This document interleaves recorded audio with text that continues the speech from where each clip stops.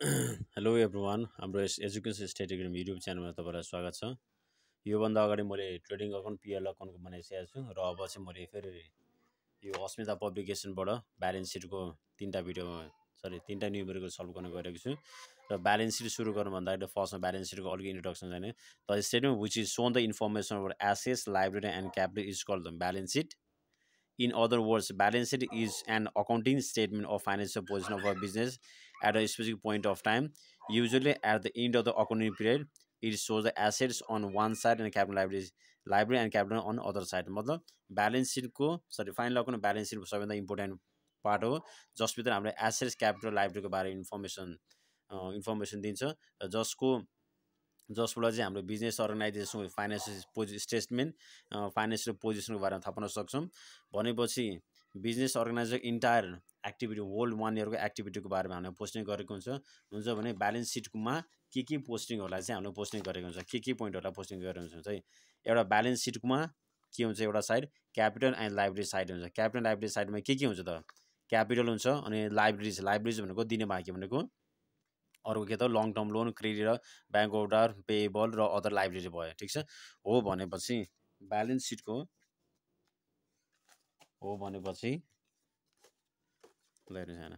Balance सिटको capital and library साइडमा फर्स्टमा हामीले सुरु गर्ने त क्यापिटलबाट र क्यापिटलबाट सुरु गर्ने हो भने यदि प्रफिट एन्ड लस अकाउन्टबाट अथवा क्वेसनमा पहिल्यैदेखि नेट प्रफिट दिएको छ भने त्यसलाई हामी नेट प्रफिट दिएको छ भने क्यापिटलमा जोड्नु पर्यो। यदि नेट लस दिएको छ भने त्यसलाई हामीले घटाउनु पर्यो। ड्रइङ भनेको चाहिँ हाम्रो के त पर्सनल युजको लागि हामीले निकाल्ने त्यसलाई विथड्र अथवा ड्रइङ भन्छ भने चाहिँ क्यापिटलमा यदि ब्यालेन्स सिट प्रिपेयर गर्दाखेरि क्यापिटल लाइब्रेरी साइडमा क्यापिटलमा को लागि क्यापिटल र नेट प्रफिट छ भने जोड्नु पर्यो, नेट लस छ भने घटाउनु पर्यो, ड्रइङ दिएको छ भने त्यसलाई घटाउनु पर्यो। ड्रइङ भनेको त पर्सनल युजको लागि डोमेस्टिक युजको लागि त दिएको छ त्यसलाई हामीले ड्रइङ गर्नु पर्यो र ड्रइङ भनेको हामीलाई क्यापिटलबाट जहिले नै सब्ट्र्याक्ट गर्नु। र त्यसपछि अर्को के पर्छ हाम्रो रिजर्भ फन्ड भनेको बिजनेस अर्गनाइजेसन कुनै पनि सिचुएसनमा फ्युचरमा आवश्यक पर्न सक्छ भने त्यसलाई बनाएको एउटा फन्ड नै रिजर्भ फन्ड भन्छौँ। त्यसलाई reserve fund, general reserve, pension fund अरू पनि भनिदिएको हुन्छ। र लङ टर्म लोन भनेको चाहिँ हाम्रो के त लाइब्रेरिज भनेको दिने बाँकी कसलाई दिने बाँकी हो त कुनै पनि बिजनेस अर्गनाइजेसन ब्याङ्कबाट लिएको हुनसक्छ, लोन साथीबाट लिएको हुनसक्छ अथवा कुनै पनि अर्गनाइजेसनबाट लोन लिएको हुनसक्छ। त्यसलाई चाहिँ हाम्रो के सर्ट टर्म पनि लोन हुनसक्छ, अर्को लङ टर्म हुन्छ। यो के त लङ टर्म लोन भयो है। अर्को क्रेडिटर भनेको supplier a person or party to whom the business is liable to the pay a certain मतलब कसैलाई पे गर्न बाँकी छ भने त्यसलाई हामीले क्रेडिटर भन्छौँ। ब्याङ्क ओभरड्राफ्टमा त ब्याङ्कसँग आफूलाई आफ्नो ब्याङ्कमा भएको ब्यालेन्सभन्दा बढी पैसा विथड्र गर्नुलाई ब्याङ्क ओभरड्राफ्ट हुन्छ, त्यो फिर्ता गर्नु पर्यो। र बिल्स पेबल हुन्छ तिर्न बाँकी भयो। र अदर करेन्ट लाइब्रेरीमा चाहिँ creditor, supplier, bills payable, account payable, advance receive, audition यो सबै पर्छ। यो सबै भनेको हाम्रो कहाँ पऱ्यो त ब्यालेन्स सिटको क्यापिटल लाइब्रेरीमा पऱ्यो। र अर्को पार्ट भनेको ब्यालेन्स सिटमा के हुन्छ एसेट साइड भनेको सम्पत्ति, एसेट्स भनेको सम्पत्ति जसमा चाहिँ दुईवटा एसेट हुन्छ, एउटा करेन्ट एसेट्स हुन्छ र अर्को हाम्रो फिक्स एसेट हुन्छ। र करेन्ट एसेटभित्र के पर्छ क्यास इन ह्यान्ड भनेको हामीसँग पहिल्यैदेखि भइरहेको क्यास ब्यालेन्स मतलब अफिसमा भइरहेको ब्यालेन्स अथवा अर्को क्यासेयर ब्याङ्क भनेको ब्याङ्कमा भएको क्यास भनेको त्यसलाई चाहिँ हामीले के भन्छौँ हामीले जुन चाहिँ हामीले इमिडिएटली आफ्नो पर्पजको लागि युज गर्न सक्छौँ भने त्यसलाई हामीले करेन्ट एसेट्स भन्छौँ। र जुन चाहिँ एउटा क्यास इन एउटा क्यासेयर ब्याङ्क हुन्छ। र अर्को हाम्रो बिल्स रिसिभेबल भनेको लिन बाँकी अथवा हामीले अरूबाट लिन बाँकी पैसा नहोस्। र बिल रिसिभेबललाई डेप्टर पनि भन्छौँ, अकाउन्ट रिसिभेबल पनि भन्छ हाम्रो है। र अर्को क्लोजिङ स्टक भने चाहिँ हाम्रो के हो त इन्डिङमा भएको ब्यालेन्स अथवा इन्डिङमा भएको स्टकलाई हामीलाई के त क्लोजिङ स्टक भन्छौँ। इन्डिङमा भएको बिक्री हुन बाँकी है, बेच्न बाँकी भएको ब्यालेन्सलाई हामीले क्लोजिङ स्टक भन्छौँ। र अक्रुड इन्कम भनेको कमाइसकेको तर आएको छैन क्या हातमा हुन्छ, त्यसलाई हामीले अक्रुड इन्कम भन्छ, जसलाई चाहिँ हामी ब्यालेन्स सिटको करेन्ट एसेट भएको छ। अर्को हाम्रो इन्भेस्टमेन्ट लगानी गरेको ठाउँबाट जुन ठाउँबाट लगानी गर्दा बेनिफिट आउँछ त्यो ठाउँमा इन्भेस्टमेन्ट गर्छौँ भने त्यसलाई हामीले एसेट्स भन्छौँ। र अर्को फिक्स एसेटभित्र दुईवटा एसेट हुन्छ, एउटा इन्टान्जिबल एसेट हुन्छ, अरू इन्टान्जिबल। फिक्स एसेट्समा ट्यान्जिबल भनेको फिक्स एसेट जुन चाहिँ मुभ हुँदैन क्या, जस्तै फिक्स ट्यान्जिबल भनेको आँखाले देखिने टच गर्न सकिने जसमा के त हाम्रो जस्तै फर्निचर, टेबल, मेसिन, इक्विपमेन्ट होइन, भेहिकल यिनीहरूलाई चाहिँ हामी फिक्स एसेट ट्यान्जिबल मतलब देखिने फिक्स एसेट। इन्टान्जिबल भनेको नदेखिने जसमा गुडविल, प्याटेन्ट, कपिराइट, ट्रेडमार्क यिनीहरू पर्छ हो। भनेपछि यो सबैलाई हाम्रो समराइज गरेर एउटा फर्मेटमा देखाउँदा कसरी देखाउनु पऱ्यो त ब्यालेन्स सिट अफ कम्पनीको नेम एज अन डेट र क्यापिटल लाइब्रेरी अमाउन्ट र एसेट्स भयो। क्यापिटल लाइब्रेरीमा के क्यापिटल लेख्यो, नेट प्रफिट छ भने जोड्नु पऱ्यो, नेट लस छ भने घटाउनु पऱ्यो, ड्रइङ छ भने त्यसलाई माइनस गर्नु पऱ्यो। र माइनसलाई हामीले यसरी ब्राकेट गर्छौँ भने अनि यसबाट कि नेट प्रफिट दिन्छ कि नेट लस दिन्छ। सधैँभरि ड्रइङ र सधैँभरि नेट प्रफिट र सधैँभरि नेट लस भन्ने हुँदैन है।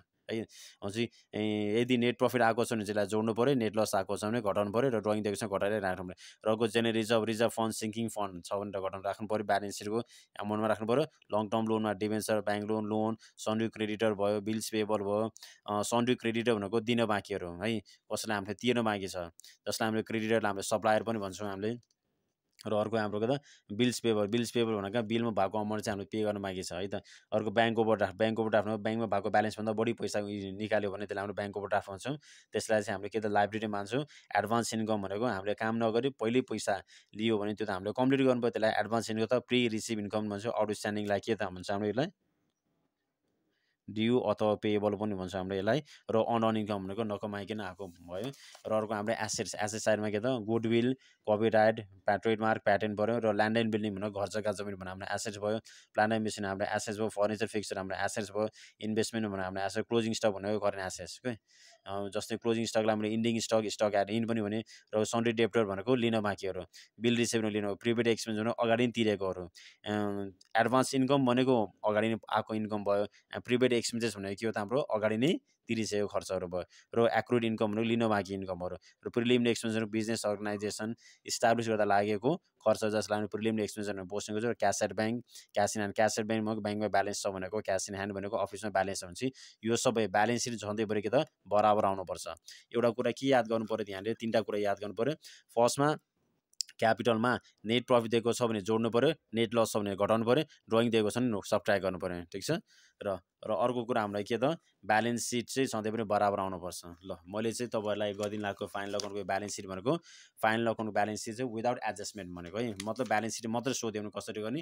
र यसपछि मैले ट्रेडिङ पिरियड र ब्यालेन्स सिट तिनटै राखेर विथ एडजस्टमेन्ट र विदाउट एडजस्टमेन्ट सबै गरिदिन्छु मैले। ल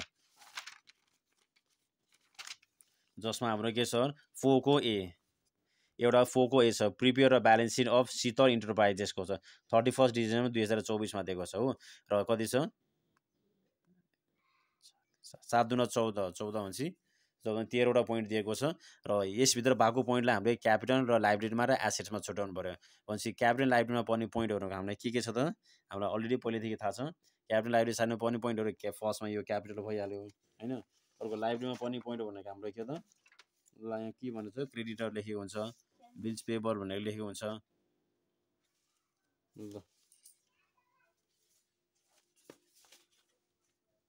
ल अब हेर्नु फर्स्टमा क्यापिटल लाइबिलिटीमा पर्ने पोइन्टहरू है त हाम्रो के छ है, क्यापिटल भयो हो।